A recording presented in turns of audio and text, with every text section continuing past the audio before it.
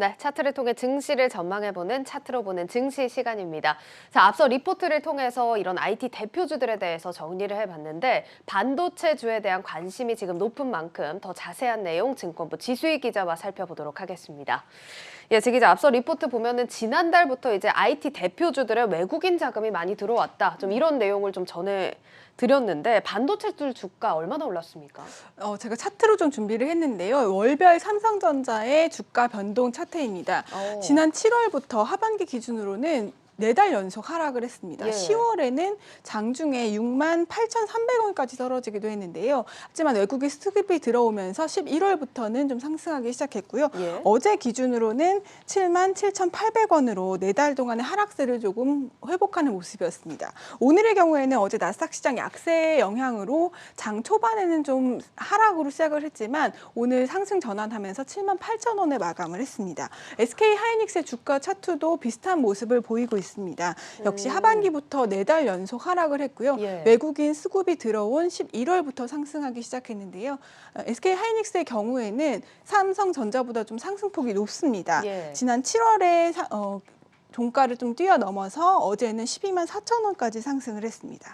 오늘도 역시 오늘도 약세로 좀 출발을 했지만 SK 하이닉스의 경우에는 어제보다는 2천 원 내린 12만 2천 원에 마감을 했습니다. 예, 그렇습니다. 사실 이제 반도체주 흐름 하면은 이 모건 스탠리 보고서가 딱 떠오릅니다. 정말 여파가 컸던 보고서였는데 최근에 나오는 보고서들 보면은 뭐 입장이 약간은 긍정적으로 좀 변하지 않았나 이런 생각이 들거든요. 네, 모건 스탠리의 그 윈터 이즈 커밍이라는 보고서가 나온 게 지난 8월인데요. 예. 그때부터 좀 반도체주가 좀 곤두박질 치기 시작했는데 예상보다 그 기간이 좀 길지는 않을 것이다라는 전망이 나온 게 지난 11월입니다. 예. 긍정적인 리포트가 외신에 많이 나왔는데요. 한번 화면으로 보시겠습니다.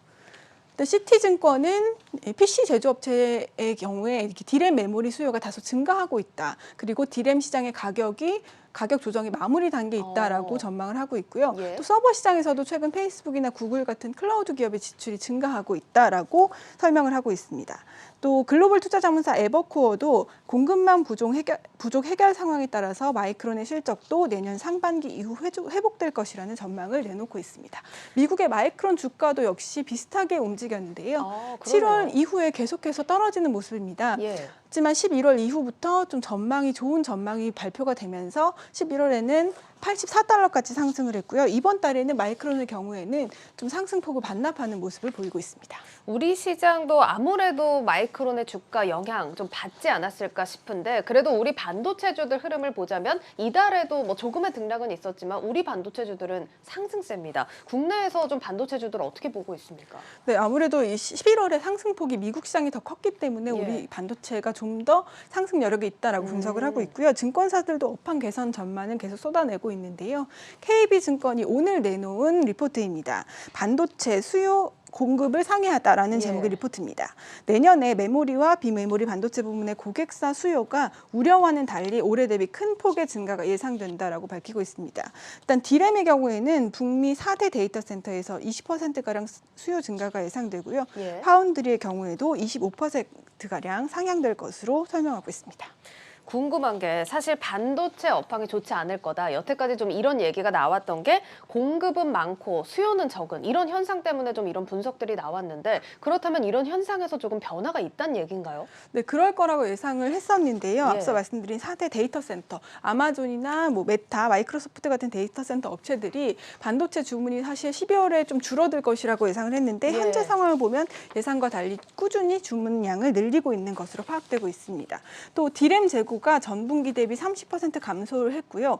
이런 업체들이 메타버스 플랫폼 구축을 위해서 선제적으로 서버 투자를 늘리고 있는 것으로 KB증권은 분석하고 있습니다. 예. 그 외에도 삼성전자 파운드리의 주 고객인 퀄컴이나 엔비디아 또 IBM이 이미 2년치, 그러니까 2023년까지 물량을 수주한 것으로 보여서 예. 내년에 뚜렷한 실적 개선이 나타날 것으로 예상하고 있습니다. 예, 그렇군요. 일단 삼성전자 고객사들을 비롯해서 글로벌 업황이 좀 전반적으로 긍정적으로 변화하고 있습니다. 자, 그러면 SK 하이닉스에 대해서도 이런 이런 비슷한 전망이 적용이 될까요? 네, 역시 긍정적인 전망들이 많이 나오고 있는데요. DB 투자증권의 리포트를 보시겠습니다. 예. 역시 SK 하이닉스의 경우에도 서버 수요가 늘어날 것으로 보이면서 D램의 출하량이 늘어나고 또 신규 모바일 출시 영향으로 낸드의 수요도 늘어날 것이다라고 전망을 하고 있습니다. 특히 3분기에 흑자 전환한 낸드의 경우에는 예. 수율 개선 등으로 수익성도 좀 좋아질 것이라면서 SK 하이닉스는 4분기에 매출 12조 8천억 원, 영업이익 4조 2천억 원으로 최대 분기 실적을 기록할 것이라고 말하고 있습니다. 따라서 DB금융투자는 SK하이닉스의 목표 주가를 16만 원으로 상향했습니다. 최대 분기 실적 전망이 나오는 SK 하이닉스까지 살펴봤습니다. 자, 우리 시장이 미국 시장 대비 부진했던 측면도 있으니까 국내 기업들의 선전 또 같이 기대를 해보겠습니다. 자, 이런 가운데 다음 주에 마이크론 실적 영향을 많이 받을 것 같은데 어떻습니까? 네, 다음 주 일정 중에 가장 중요한 일정이라고 애널리스트들을 분석은 하고 있는데요. 예. 다음 주 20일에 마이크로 테크놀로지의 실적이 발표가 됩니다. 지난해보다는 주당 순이익이 2.01달러 정도로 183% 상향될 것으로 시장에서 내다보고 있어서 예. 국내에서 반도체주들이 긍정적인 영향을 줄 수 있을지가 주목되고 있고요. 또 4분기와 내년 상반기 반도체 업황 전망에 대한 발언들에 대해서 주목해볼 필요가 있겠습니다. 예, 일단 다음 주 나올 발표 또 중요하게 지켜보셔야겠습니다. 자, 그러면 이번에는 시장 전반적인 얘기를 한번 나눠볼 텐데 FOMC가 끝났지만 아직은 숨고르기 장세입니다. 좀 어떻게 네. 전망을 해야 될까요? 네, FOMC 그 불확실성은 해소가 됐긴 하지만 여전히 금리 인상 구간에 있기 때문에 예. 변동성은 지속될 것이다라는 아. 전망이 많이 있습니다. 특히 내년도 미국의 금리 인상을 세 차례 앞둔 상황인데 그간 주식시장을 이끌었던 유동성이 좀 사라지는 것이기 때문에 쉽지 않은 장세가 계속될 것으로 보이는데요. 전문가의 이야기를 직접 들어보시겠습니다. 코로나 이후에 한 1년 좀 더 되는 기간 동안 이 미국의 완화 정책이 결국 전 세계 주식시장에 굉장히 많은 긍정적인 영향을 미쳤기 때문에 그것을 거두는 이제 단계가 들어갔으니 주식시장은 일단 엔진을 잃었다 표현할 수가 있고 역사적으로 보면은 금리를 인상하는 시기에는 주가가 대체적으로 본래 강세를 보여요. 금리를 인상할 수 있을 만큼 경기가 좋았기 때문인 거거든요. 이번에는 조금 다른 게 뭐냐면 이거 약간 둔화되는 구간에서 이제 통화 정책을 이렇게 이제 매파 쪽으로 끌고 가는 겁니다. 앞으로 나올 뭐 물가라든지 이런 여러 가지 지표들에 의해서 계속 변동성은 남아 있을 거다. 예, 엔진을 잃었다라는 표현이 나왔습니다. 정말 쉽지 않은 장세가 이어질 것 같은데요. 자, 우리 코스피 조정이 얼마나 나올지 궁금하고 반대로 또 상승할 만한 요인은 없는지도 같이 궁금합니다. 다행스럽게도 이 낙폭은 좀 크지는 않을 거다라는 전망이 있습니다. 예. 그간 글로벌 증시가 좀 상승세가 좀 높았는데 그만큼 국내 증시는 좀 따라가지 못했던 면이 있는데요. 예. 따라서 하락폭이 좀 제한될 것이라는 전망이 있고요. 코스피가 상승 탄력을 받을 수 있는 요인으로는 중국의 완화적 정책이 꼽히는데요. 내년 상반기의 가능성이 높아 보입니다. 전문가 이야기를 직접 들어보시겠습니다. 올해 호재들이 있었지만 우리나라 주가는 별로 그렇게 썩 좋지 않았지 않습니까? 그만큼 이제 선반영들이 많이 됐기 때문에 지금 주식시장은 그렇게 하단이 많이 밑으로 내려갈 이유가 없다고 있고 주가 측면에서 중요한 것은 미국이 이렇게 매파 쪽으로 갈 때 중국이 얼마만큼 또 완화 정책을 해줄 거냐 하는 부분이 굉장히 중요해요. 중국은 봄 때 보통 이제 정책을 좀 완화 쪽으로 많이 해서 그때는 좀 괜찮지 않을까?